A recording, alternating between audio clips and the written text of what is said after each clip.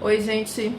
Hoje a gente vai falar sobre marketing para confeitaria, tá? É um bate-papo onde eu vou trazer para vocês 5 dicas super importantes que me ajudou muito ao longo desses 8 anos de trabalho e também quando eu me mudei de Salvador para Fortaleza e tive que recomeçar aqui na cidade de Fortaleza. Então, para você que está recomeçando, que entrou nesse mercado, que tem outra profissão e que agora decidiu ganhar a vida na confeitaria, ou então mudou o seu produto nesse momento agora da pandemia e modificou o nicho no caso de festa para sobremesas e está querendo colocar o seu produto de forma mais agradável para o seu cliente, pega aí essas 5 dicas, tá? A primeira dica são redes sociais, tá? Você vai ter que escolher uma rede social no início, né? Porque depois você pode ir agregando outras redes sociais, mas inicialmente você vai escolher a que você melhor se identifica, que você tem mais habilidade. Hoje a gente tem Instagram, Facebook, YouTube, todos esses canais, né? E outros canais também de comunicação sua com o cliente. Eu, no caso, comecei com o Facebook há muito tempo atrás. Quando o Instagram chegou, eu migrei para o Instagram e tive dificuldade de continuar no Facebook pela facilidade que o Instagram me dava de estar mostrando as fotos e apresentando o meu produto. Mas hoje estou voltando para o Facebook, né, para atender um público que ficou, que sempre pergunta, que responde, que eu não consigo responder às vezes, e eu estou tentando voltar para o Facebook e atendendo também, começando de novo com o YouTube, porque eu já me organizei, estou somando outras redes sociais, mas primeiro eu escolhi uma, até para eu conseguir organizar ela de forma melhor, tá? O que significa isso? Você tem um Facebook direcionado para o seu produto, aonde você já vai começar pensando de quem é o seu cliente, tá? Quem é o cliente que eu quero atingir através dessa rede social? Então, se você pensa assim, eu quero vender brigadeiros gourmet, esse é o meu foco. E eu quero atingir aquele cliente que vai comprar brigadeiros. Então, você vai pensar que você vai colocar, já vai construir esse Instagram com base nesse cliente. Então, você tem que pensar numa identidade visual, se você quiser começar já de forma organizada, que ela se compõe pelas cores, né, que você tem aí. Tem gente que gosta de vermelho, preto e branco, tem gente que gosta de tons mais neutros e pastéis, tem gente que gosta de cores mais vibrantes. Então você vai se conectar com o seu cliente através daquelas imagens. Ele já vai olhar para o seu Instagram e identificar que lá na moldura da sua foto tem as cores, as suas cores, na capa da sua postagem tem lá já as cores também. E aí você já vai sempre seguir esse padrão para o cliente se acostumar com essa imagem. Tá? E aí você vai escolher um nome, vai escolher as cores, vai escolher as letras, se são letras mais finas, mais grossas, mais delicadas, através do público que você quer tocar. Então, se é um público infantil, a gente vai para uma coisa mais divertida, arrojada, e aí você vai começando a se conectar, porque ele vai olhando aquela imagem, ele vai se identificando, né? Uma criança que vê uma letra rabiscada, tons mais coloridos, ele olha para aquilo, ele já se identifica se esse for o seu público. Se for uma pessoa mais séria, né, uma advogada, vamos supor, ela vai se identificar com uma letra mais séria, algo mais, né, corretinho. Então, isso tudo faz com que você se identifique com o cliente que você quer vender lá o seu brigadeiro, no caso da confeitaria, né? Então, você vai fazer essa escolha. E se você quiser começar de forma mais organizada, você já vai ter, ou para quem já tem também um Instagram, ou um Facebook, ou o YouTube, você já vai começar, ou vai, para quem já começou, já começar organizada aí agora aquilo que vai agradar os olhos do seu cliente, tá certo? Essa é uma dica que eu dou, tá? Com relação às cores, com relação a imagens, a postagens, tipos de letra. E você tem uma rede social mais direcionada para isso, onde você vai falar e mostrar para o seu cliente texturas do que você faz, sabores do que você faz, imagens do que você faz, que ele vai começar a te visitar e querer ver mais sobre o seu produto, tá? A segunda dica é você se conectar com o seu cliente. Existe uma palavra que o seu público... Palavra-chave, mostra que eles querem ver texto grande ou pequeno. Aí eu vou cortar aqui, tá? A segunda dica é você se conectar com o seu cliente, tá? Isso aí já é um processo de sentimento, onde você começa a entregar para ele, perceber o que é que agrada ao seu cliente, né? Eu fiz essa semana uma postagem, eu faço algumas postagens com algumas chamadinhas pequenas, assim, que eu coloco algumas perguntinhas, e aí, qual o seu bolo preferido? As pessoas começam a marcar lá qual o bolo preferido. E eu fiz uma postagem que tinha um comentário grande sobre a história de um tipo de bolo. E era uma postagem que contava lá na parte da história como esse bolo aconteceu, e no final eu fazia uma pergunta: E eu percebi que poucas pessoas responderam a essa pergunta. Então eu percebi nisso que o meu público não gosta de um texto muito grande. Ele quer se conectar através da imagem, e ali se eu colocar algo menor, uma pergunta, ele responde. Mas se for algo que ele tenha que parar para ler com muito tempo, para no final responder, eu já não tenho essa interação. Então esse tipo de sentimento de feedback é onde você vai se conectar com o seu público. Se ele gosta mais de fotos, de você fazendo passo a passo, né? De você mostrando os bastidores de uma cozinha fazendo brigadeiro, ou se ele quer o resultado final, ele só quer comprar, ele quer fazer a escolha do brigadeiro e voltar.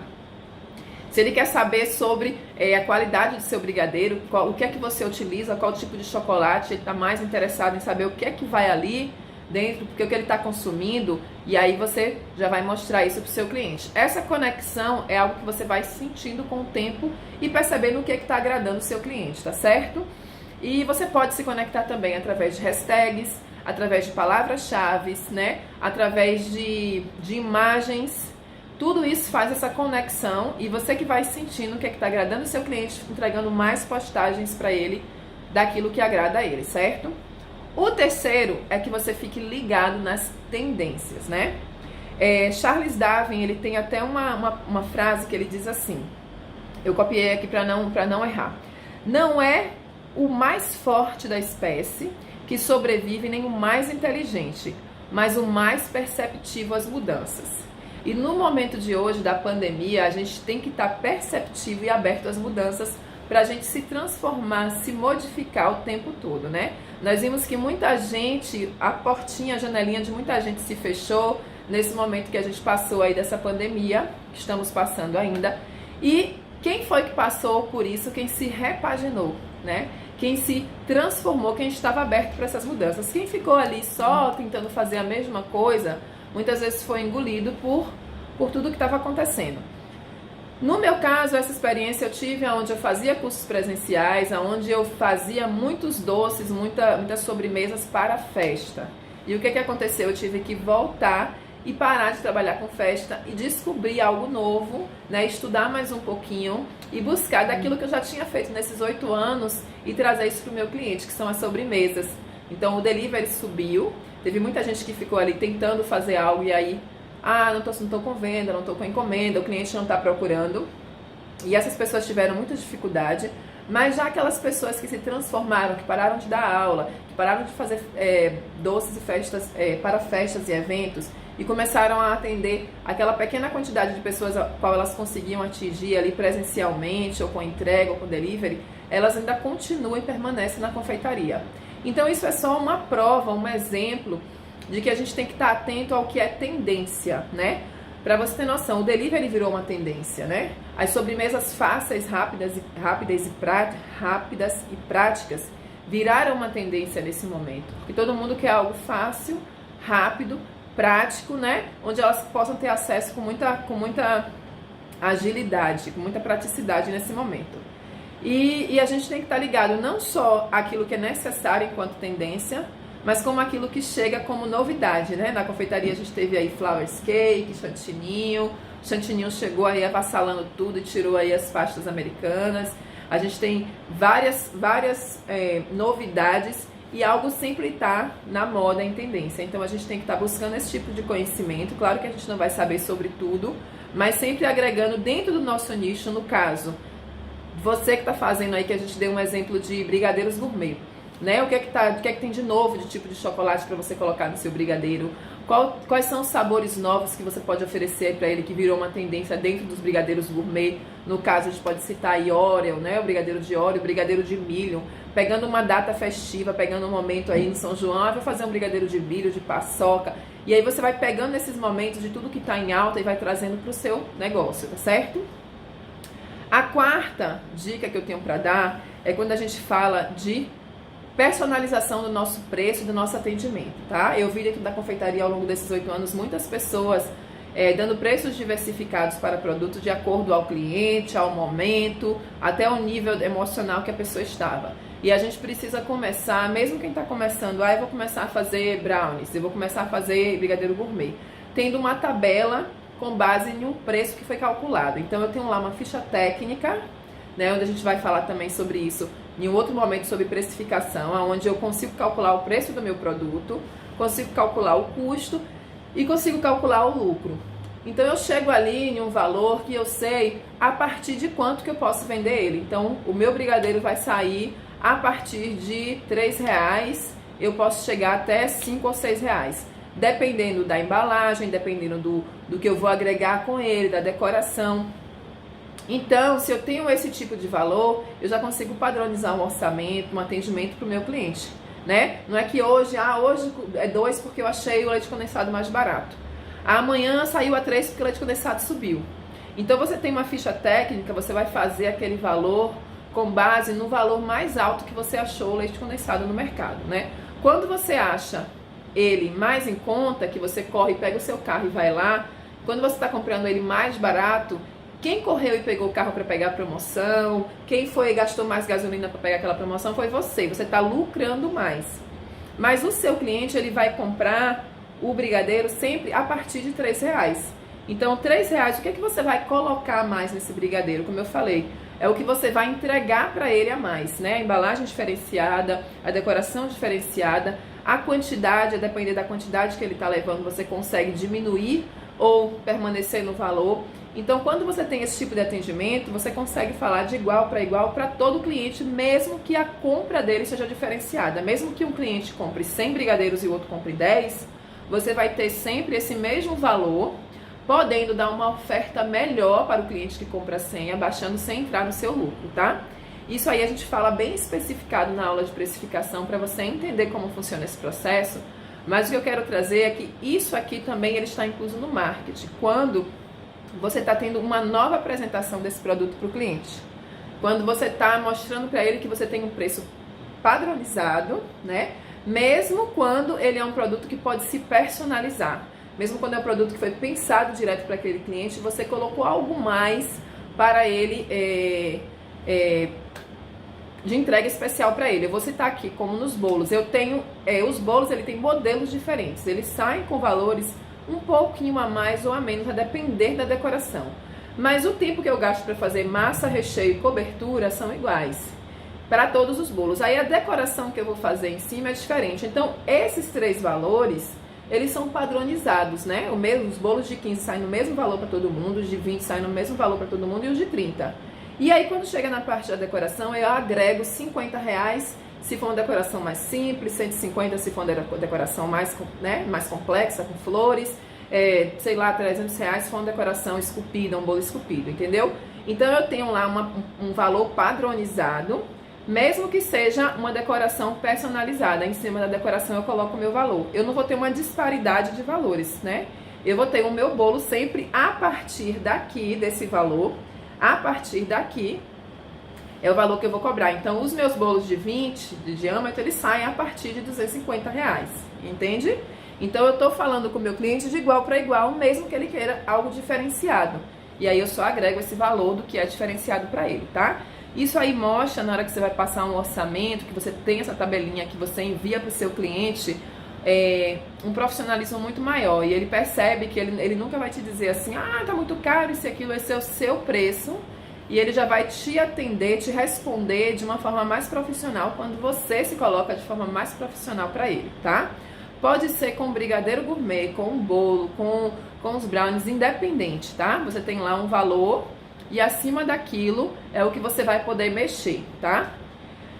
A quinta dica é para vocês se capacitarem sempre, comparecerem a eventos presenciais, certo? Às vezes a gente fica lá na cozinha, confinado. Eu assisti um curso muito legal, a pessoa falava assim, eu preciso tirar a cara da farinha. Tirar a cara da farinha literalmente é sair da cozinha e aparecer, né? Aparecer nos lugares, é trocar uma ideia, conversar com gente nova, fazer um co-work. Então, assim, às vezes você tem a oportunidade de estar num congresso porque ganhou um convite, porque foi convidado. O congresso, às vezes, né, a gente tem congressos com valores super baixos. Um evento de confeitaria que está ali no shopping aberto, uma exposição onde você conversa com alguém. Isso tudo é uma troca de experiência onde você vai se comunicar com pessoas que estão em níveis diferentes da confeitaria, do trabalho, né?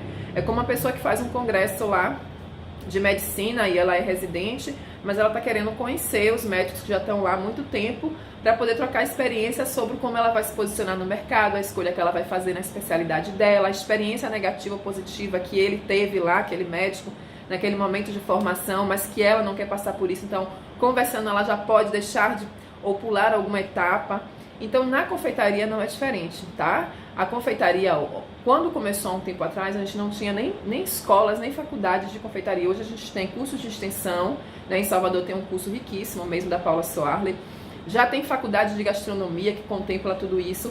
Então, gente, tem muita gente que não quer passar pela capacitação, mas quer o mesmo resultado, tá? Então, assim, eu falo o tempo todo, se é cursos online, se são cursos presenciais, se é um curso de extensão, se é uma faculdade de gastronomia, tudo isso é conhecimento. Você que vai escolher o caminho que você vai fazer para chegar até lá.